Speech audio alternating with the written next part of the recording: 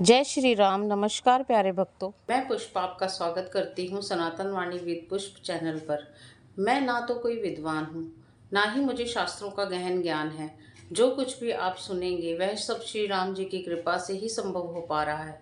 मेरा विश्वास है कि यदि राम जी चाहें तो वे अपने नाम और कथा के माध्यम से मेरे जैसे साधारण माध्यम से भी आप सब तक अपनी कृपा पहुंचा सकते हैं।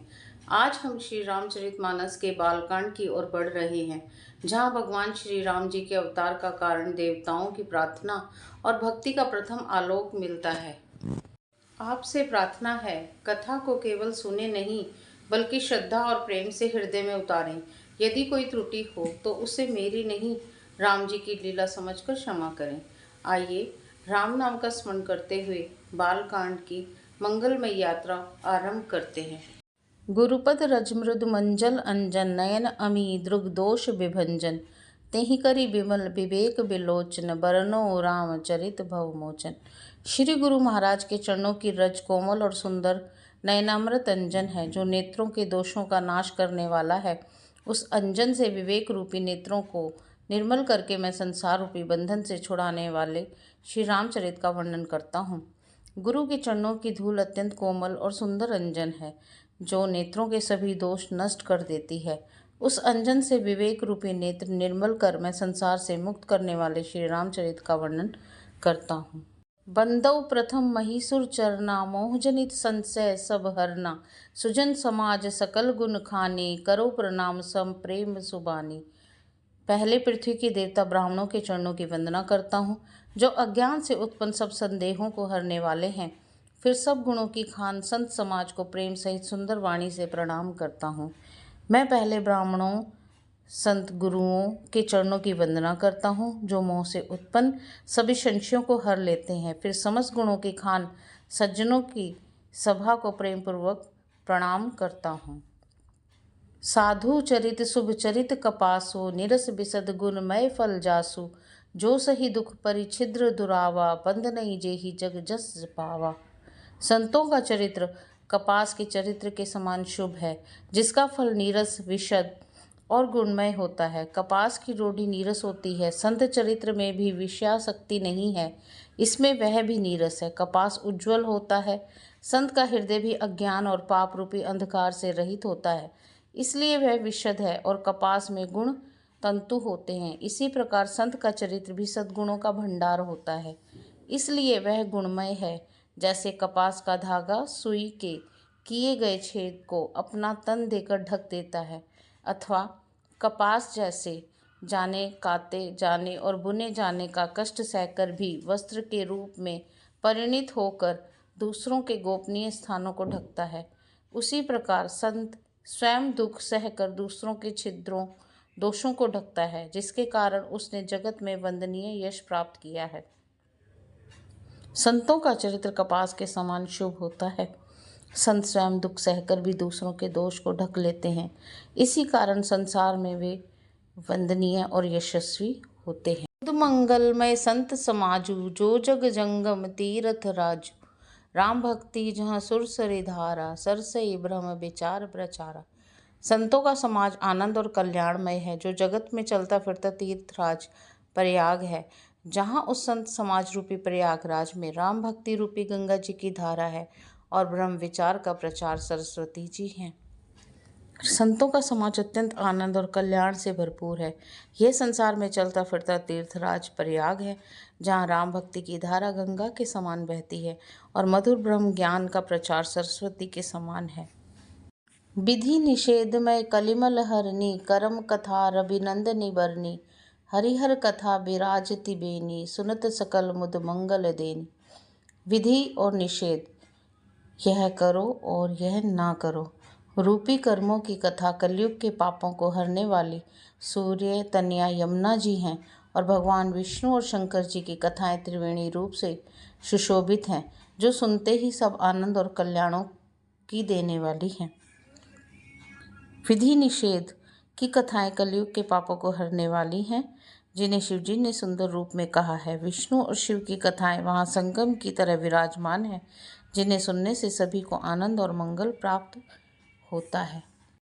बटु विश्वास अचल निज धर्मा, तीरथ राज समाज सुकर्मा। सबहि सुलभ सब दिन सब देसा, सेवत सादर समन कलेसा। उस संत समाज रूपी प्रयाग में अपने धर्म में जो अटल विश्वास है वह अक्षयवट है, और शुभ कर्म ही उस तीर्थराज का समाज परिकर है। वह संत समाज रूपी प्रयागराज सब देशों में सब समय सभी को सहज में ही प्राप्त हो सकता है, और आदरपूर्वक सेवन करने से क्लेशों को नष्ट करने वाला है। अपने धर्म में अटल विश्वास ही उस तीर्थराज का श्रेष्ठ कर्म है। यह संत समाज सभी के लिए हर समय और हर स्थान पर सुलभ है। श्रद्धा से सेवा करने पर सारे कष्ट मिट जाते हैं। अखत अलौकिक तीर्थ राव, देहि सद फल प्रगट प्रभाव। वह तीर्थराज अलौकिक और अकथनीय है एवं तत्काल फल देने वाला है। उसका प्रभाव प्रत्यक्ष है। यह तीर्थराज अवर्णनीय है और अलौकिक है, जो तुरंत फल देने वाला है और जिसका प्रभाव प्रत्यक्ष दिखाई देता है। सुनि समझहि जन मुदित मन, मज्जहि अति अनुराग। लहिहि चारि फल अछत, तनु साधु समाज प्रयाग। जो मनुष्य इस संत समाज रूपी तीर्थराज का प्रभाव प्रसन्न मन से सुनते और समझते हैं और फिर अत्यंत प्रेम पूर्वक इसमें गोते लगाते हैं, वे इस शरीर के रहते ही धर्म, अर्थ, काम, मोक्ष चारों फल पा जाते हैं। जो लोग इस कथा को सुनते और समझते हैं उनका मन आनंद से भर जाता है, उनके हृदय में अत्यंत प्रेम और भक्ति जागृत होती है। ऐसे भक्तों को चारों पुरुषार्थ धर्म, अर्थ, काम और मोक्ष जीते जी प्राप्त हो जाते हैं। मज्जन फल पेखई तत्काला, काक होई पिक बको मराला। सुनी आचरज करे जनी कोई, सत्संगति महिमा नहीं कोई। इस तीर्थराज में स्नान का फल तत्काल ऐसा देखने में आता है कि कौवे कोयल बन जाते हैं और बगुले हंस। यह सुनकर कोई आश्चर्य ना करे, क्योंकि सत्संग की महिमा छिपी नहीं है। इस तीर्थ में स्नान का फल तुरंत दिखाई देता है। कौवा कोयल बन जाता है और बगुला हंस बन जाता है। इसे सुनकर आश्चर्य ना करें, क्योंकि सत्संग की महिमा कभी छिपी हुई नहीं है। बाल्मीक नारद घट जोनी, निज निज मुखनी कही निज होनी। जलचर थलचर नभचर नाना, जे जड़ चेतन जीव जहाना। वाल्मीकि जी, नारद जी और अगस्त्य जी ने अपने अपने मुखों से अपनी होनी जीवन का वृतांत कही है। जल में रहने वाले, जमीन पर चलने वाले और आकाश में विचरने वाले नाना प्रकार के जड़ चेतन जितने जीव इस जगत में हैं, वाल्मीकि, नारद जी, अगस्त्य ऋषि जी ने अपने अपने मुख से अपने जीवन की कथाएं कही हैं। इस संसार में जल, स्थल, आकाश में रहने वाले जितने भी जड़ चेतन प्राणी हैं, सबका वर्णन किया गया है। मति कीर्ति गति भूति भलाई, जब जेहि जतन जहाँ जेहि पाए। सो जानब सत्संग प्रभाव, लोकहु वेद न आन उपाव। उनमें से जिसने जिस समय जहाँ कहीं भी जिस किसी यत्न से बुद्धि, कीर्ति, सद्गति, विभूति और भलाई पाई, सो सब सत्संग का ही प्रभाव समझना चाहिए। वेदों में और लोकों में इनकी प्राप्ति का दूसरा कोई उपाय नहीं है। जिससे जहाँ जब और जैसी भी बुद्धि, यश, उन्नति, ऐश्वर्य और भलाई प्राप्त हुई, वह सब सत्संग का प्रभाव समझना चाहिए। वेदों और लोकों में इसके अतिरिक्त कोई दूसरा उपाय नहीं है। बिनु सत्संग विवेक न होई, राम कृपा बिनु सुलभ न सोई। सत्संगत मुद मंगल मूला, सोई फल सिद्धि सब साधन फूला। सत्संग के बिना विवेक नहीं होता और श्री राम जी की कृपा के बिना वह सत्संग सहज में मिलता नहीं। सत्संगति आनंद और कल्याण की जड़ है। सत्संग की सिद्धि प्राप्ति ही फल है और सब साधन तो फूल है। सत्संग के बिना विवेक उत्पन्न नहीं होता और श्री राम की कृपा के बिना सत्संग सहज में नहीं मिलता। सत्संग आनंद और कल्याण की जड़ है, उसकी प्राप्ति ही सबसे बड़ा फल है, बाकी साधन तो फूल मात्र हैं। सठ सुध रही सत्संगति पाई, पारस परस कुधात सुहाई। विधि बस सुजन कुसंगत परहई, फनी मनी सम निज गुण अनुसरहि। दुष्ट भी सत्संगति पाकर सुधर जाते हैं। जैसे पारस स्पर्श से लोहा सुहावना हो जाता है, सुंदर सोना बन जाता है, किंतु देव योग से यदि कभी सज्जन कुसंगति में पड़ जाते हैं तो वे वहाँ भी सांप की मणि के समान अपने गुणों का ही अनुसरण करते हैं। अर्थात जिस प्रकार सांप का संसर्ग पाकर भी मणि उसके विष को ग्रहण नहीं करती तथा अपने सहज गुण प्रकाश को नहीं छोड़ती, उसी प्रकार साधु पुरुष दुष्टों के संग में रहकर भी दूसरों को प्रकाश ही देते हैं। दुष्टों का उन पर कोई प्रभाव नहीं पड़ता।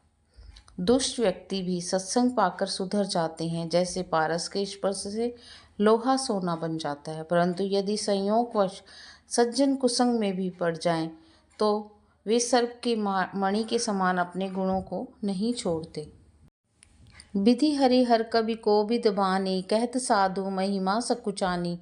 सोमो सन कही जात न कैसे, साक बनिक मनि गुणगन जैसे। ब्रह्मा विष्णु शिव कवि और पंडितों की वाणी भी संत महिमा का वर्णन करने में सकुचाती है। वह मुझसे किस प्रकार नहीं कही जाती, जैसे साग तरकारी बेचने वाले से मणियों के गुण समूह नहीं कहे जा सकते। ब्रह्मा विष्णु महेश और विद्वान कवियों की वाणी भी साधुओं की महिमा का पूरा वर्णन करने में संकोच करती है। फिर मैं उसे कैसे कह सकता हूँ, जैसे सब्जी बेचने वाला रत्नों के गुणों का वर्णन नहीं कर सकता। बंदऊ संत समान चित हित, अनहित नहीं कोई। अंजलिगत शुभ सुमन जिमी, सम सुगंध कर दोई। मैं उन संतों को प्रणाम करता हूँ जिनके चित्त में समता है, जिनका ना कोई मित्र और ना कोई शत्रु। जैसे अंजलि में रखे हुए सुंदर फूल, जिस हाथ ने फूलों को तोड़ा और जिसने उनको रखा, उन दोनों ही हाथों को समान रूप से सुगंधित करते हैं, वैसे ही संत शत्रु और मित्र दोनों का ही समान रूप से कल्याण करते हैं। मैं उन संतों को प्रणाम करता हूँ जिनका चित्त सबके हित में रहता है, किसी का अहित नहीं करता। वे हाथ में ली हुई पुष्पांजलि की तरह हैं, जो जिसको छुए उसे समान रूप से सुगंध प्रदान करते हैं। मेरे श्री राम जय जय राम, सियावर राम जय जय राम। राम सिया राम जय जय राम। राम सिया राम जय जय राम। आज की इस राम कथा को यहीं विराम दिया जाता है। जो कुछ भी कहा और सुना गया वह सब श्री राम जी को समर्पित है। यदि वाणी में कोई त्रुटि रही हो या भाव में कोई कमी रह गई हो तो उसे मेरी अज्ञानता समझकर क्षमा कीजिए। प्रभु श्री राम से प्रार्थना है कि इस कथा का थोड़ा सा भी भाव हमारे हृदय में स्थिर हो जाए। अगले प्रसंग में हम बालकांड की कथा को आगे बढ़ाएंगे। तब तक के लिए राम नाम का स्मरण करते रहें। जय श्री राम।